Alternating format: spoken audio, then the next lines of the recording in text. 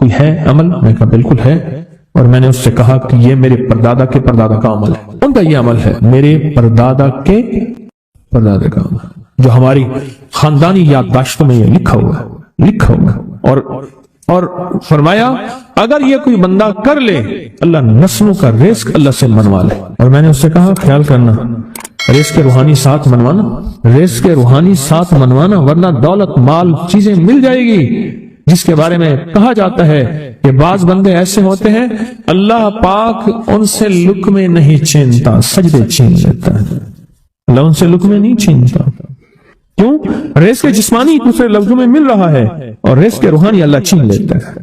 یہ جو آج آپ بیٹھے ہیں تصویر خانے میں اور میں بیٹھا ہوں، یہ ہم روحانی دسترخوان پہ بیٹھے ہیں، یہ بہت بڑا دسترخوان لگا ہوا ہے، یہ دسترخوان ہے۔ سنا ہے در یار پہ بڑی دھوم ہے، سنا ہے در یار پہ بڑی دھوم ہے، وہاں عاشقوں کا ہجوم ہے۔ یہ روحانی دسترخوان ہے، میں بھی خود محتاج ہوں، یہ روحانی دسترخوان ہے۔ تو میں نے اس سے عرض کیا کہ ایک دسترخوان نہیں مانگنا، دونوں مانگنا، رزق روحانی بھی اور رزق جسمانی تو اس کو ہی ملتا ہے جس کو کلمہ نصیب نہیں ہوا، رزق جسمانی تو اس کو ہی ملتا ہے جس کو کملی والی کی غلامی نصیب نہیں ہوئی، رزق جسمانی تو اس کو ہی ملتا ہے جس کے ماتھے پہ شقاوت لکھی ہے، رزق جسمانی تو اس کو ملتا ہے جو اللہ کا نافرمان ہے، رزق جسمانی تو اس کو ملتا ہے جو اللہ کے وجود کا انکار کرتا ہے، رزق جسمانی تو اس کو ہی ملتا ہے جو آخرت اور قبر کا انکار کرتا ہے، رزق جسمانی تو اس کو ملتا ہے جو جنات اور برزخ کا انکار کرتا ہے، رزق جسمانی تو اس کو ملتا ہے جو خود کملی والی کی نبوت کا انکار کرتا ہے، وہ تو بے بہا لوگ ہیں، ان کو ملتا ہے۔ پر تجھے بھی صرف رزق جسمانی ملا اور اللہ سے یہ منوا لیا، نہ یہ نہ منوانا، اللہ سے کہنا ہے اللہ رزق روحانی بھی دے اور رزق جسمانی بھی دے، دو رزق اکٹھے عطا فرما۔ کون سا رزق؟ اور رزق جسمانی بھی دے۔ کہیں ایسا نہ ہو کہ میری نسلوں میں صرف مال دولت اور چیزیں ہوں اور تیرا نام اور تیرے حبیب کا نام نہ ہو، تیرا نام اور تیرے کملی والے کا نام نہ ہو، تیرا نام اور تیرے دوستوں کا نام نہ ہو، تیرا نام اور تیری آل و اصحاب کا نام نہ ہو۔ کہیں ایسا نہ ہو میں محروم ہو جاؤں، مجھے آل اور محمد اور آل محمد اور اصحاب محمد کی نسبتیں یہ بھی ساتھ عطا کیے رکھ۔ میں نے اس سے کہا کہ دو چیزیں مانگنا۔ اچھا قدرت کا نظام ہے، وہ دیوانے بھی ہوتے ہیں، یقین والے ہوتے ہیں، آپ جیسے آپ مخلص بیٹھے ہیں اور پوری دنیا میں ہمارے ساتھ اس وقت مخلص بیٹھے ہیں جو ہماری آج کی محفل میں شریک ہیں، ہوتے ہیں دیوانے۔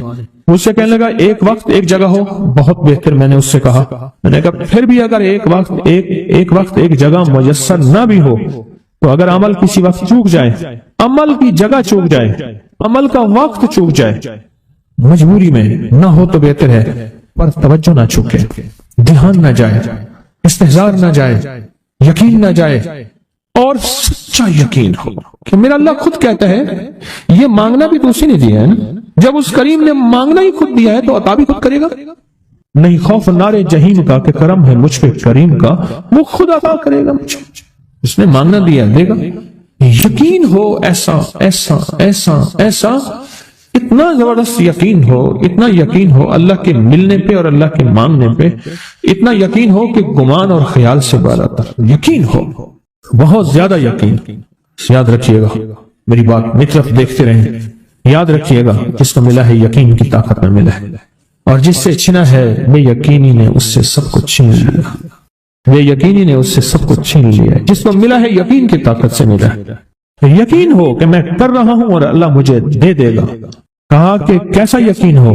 کہا جیسے بکری کے تھن دودھ سے بھرے ہوئے اور میں کہوں کہ میرے ہاتھ سے دباؤں گا اور دودھ نکلے گا، اس سے زیادہ یقین۔ اور کہا کس سے زیادہ یقین؟ کہا کہ ایک بڑا نوٹ ہو اور بڑا نوٹ کے اندر جو ہے ایک آنے کی چیز آنی ہے، تو میں کہوں گا اس سے تو اس کی نوٹ کے اندر تو ہزاروں آنے ہیں، اور میں ایک آنے کی چیز، ایک ٹکے کی چیز لوں گا اور میرا کام بن جائے گا۔ اس سے زیادہ یقین ہو، اور اس سے کہیں زیادہ یقین ہو کہ سخت پیاس ہے اور میں پانی کو دیکھوں اور پانی کو دیکھتے ہی مجھے یقین ہو کہ اس سخت پیاس میں میرا پیاس بجھ جائے گی، پیٹ بھر جائے گا۔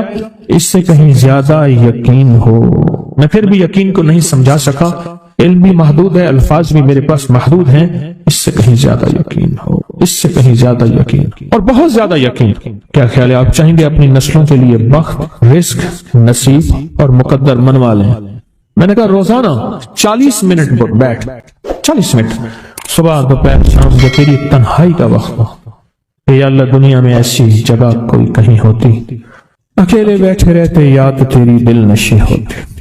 اکیلے بیٹھے رہتے یاد تیری دل نشی ہوتی، اور بس صرف ایک بار سورۃ فاتحہ پڑھا اور اس کے بعد ایاک نعبد و ایاک نستعین کو دوہرا۔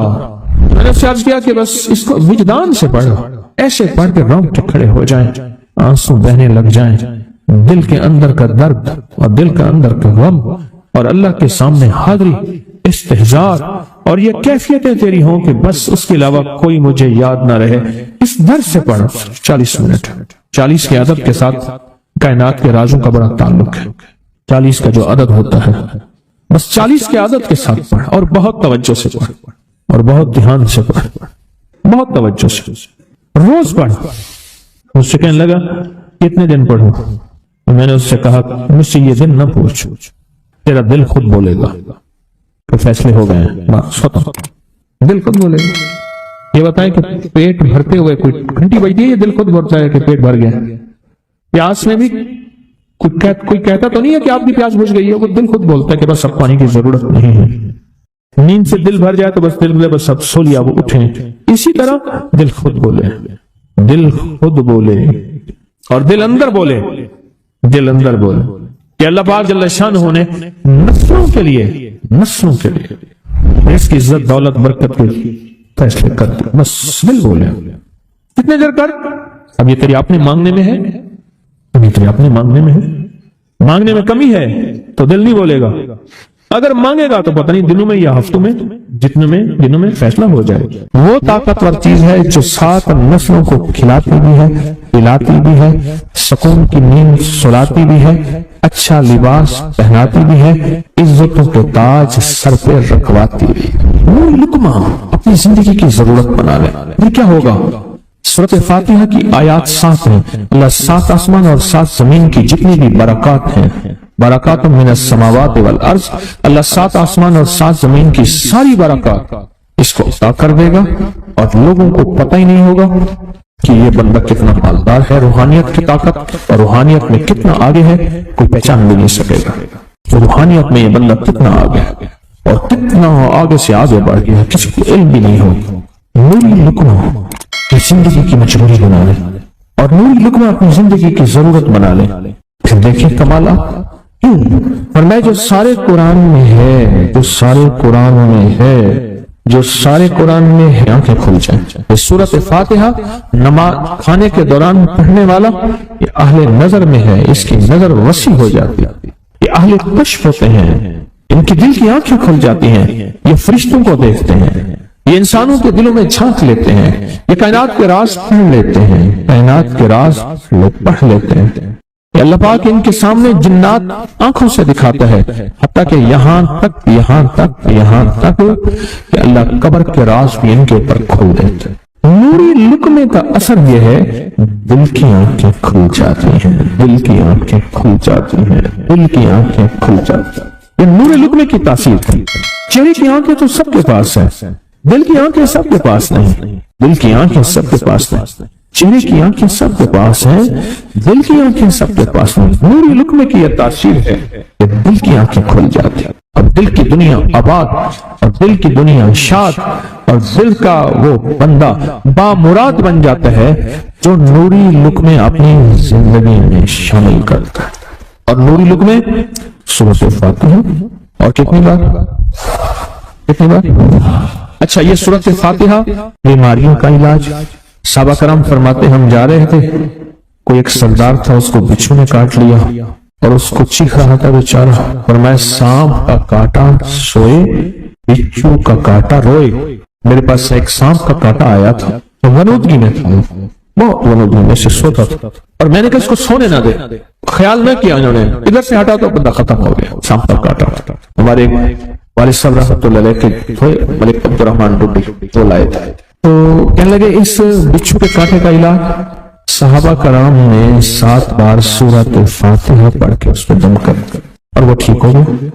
اور میں جب سورۃ فاتحہ عرشوں سے زمین پہ آئی، نازل ہوئی، ایک گونج اٹھی، ایک آواز آئی، اور میں اللہ سے آج وہ چیز زمانے پہ زمین پہ نازل کی ہے جو اس سے پہلے کبھی آئی نہیں تھی، اور جو اس کے بعد کبھی آئے گی، اس سے پہلے کبھی آئی نہیں تھی، اس کے بعد کبھی آئے گی، اور جب سورت فاتحہ نازل ہوئی شیطان رویا پیٹا اپنا سر پہ راکھ ڈالی اور اتنا شور کیا کہ اے کاش کہ یہ سورت فاتحہ آئی ہے، اور اگر آئی ہے تو واپس چلی جائے، اگر واپس نہیں گئی تو کسی کی زبان پہ نہ جائے، یعنی کوئی اس کو پڑھ نہ سکے، اگر پڑھے تو اس کا یقین نہ ملے۔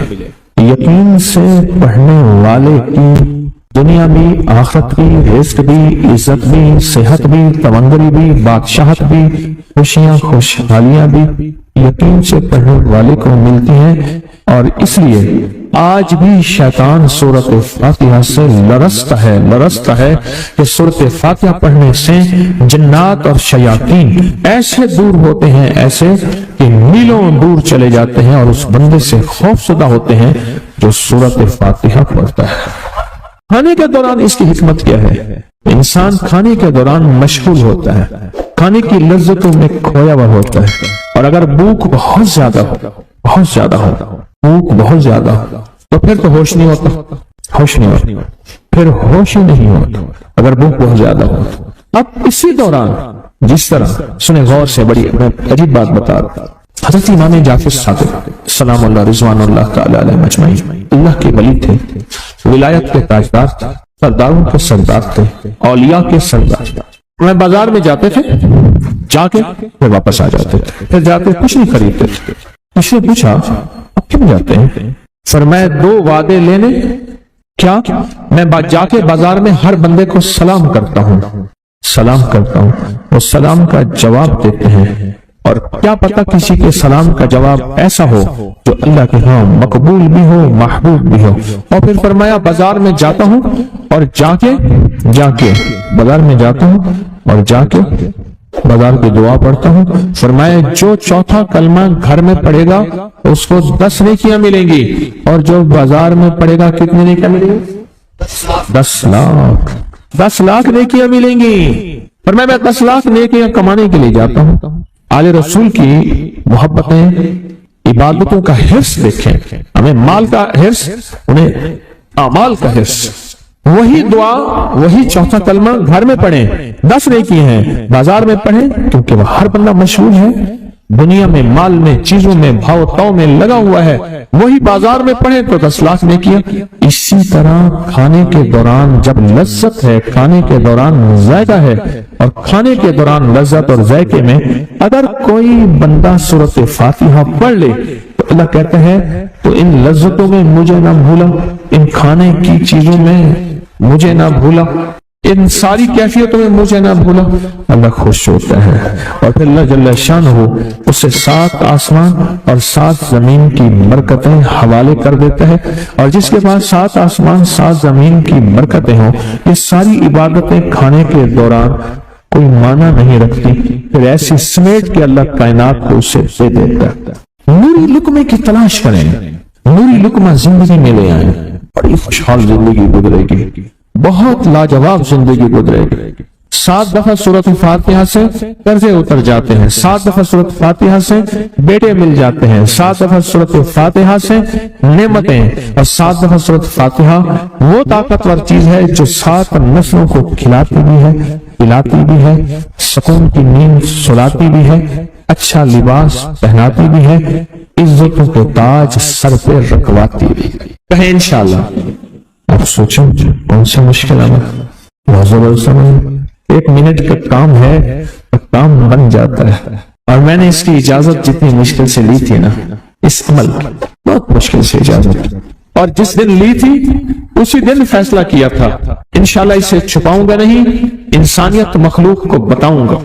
اور یہ 7 دفعہ سورۃ فاتحہ جو دل کا مریض ہو مجھ جیسا اس کا بھی علاج ہے، جسمانی ہو یا روحانی۔ میں نے پچھلی دفعہ کہا نا کہ میں دل کا سخت مریض ہوں اور آج بھی ہوں، دعا کرو موت تک نہ رہوں، اور میں دل کا سخت روحانی مریض ہوں، جسمانی نہیں ہوں۔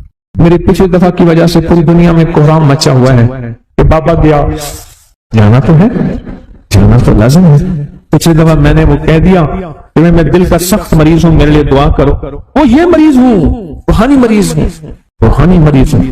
تو یہ بیماری جو دل کی بیماری ہے نا، اس کا بھی علاج ہے، روحانی ہے یا جسمانی۔ جیسے میں دل کی روحانی بیماریوں کے بارے میں نے آپ کو کہا، میں سخت مریض ہوں دل کا، اللہ کرے اس کا مرض کا علاج ہو جائے تو کھانا کھاتے ہوئے میرے دل کے لیے بھی آپ دعا کریں گے کہ اللہ بھی میرے دل کو ٹھیک کر دے، اللہ بھی ٹھیک کر دے۔ آپ مجھے بزرگ سمجھتے رہے ہیں اور اندر سے کام کھوکھلا ہو، یہ دل کی روحانی بیماریوں کا بھی علاج ہے اور یہ جسم کی اور دل کی جسمانی بیماریوں کا بھی علاج ہے، یہ صحت مندی کا راز ہے۔ سورۃ فاتحہ ہے بابا، سورۃ فاتحہ ہے، سورۃ فاتحہ۔ جو بندہ سورۃ فاتحہ پڑھتا ہے ایک بار اللہ جل شانہ ان 7 آیات کی تاثیر اور طاقت اسے عطا فرماتے ہیں، اور 7 سمندروں میں جو غذا، رزق، طاقت اور قوت اللہ نے رکھی ہے اس کا حصہ اس بندے کو دیتے ہیں جو صرف ایک بار سورۃ فاتحہ پڑھے۔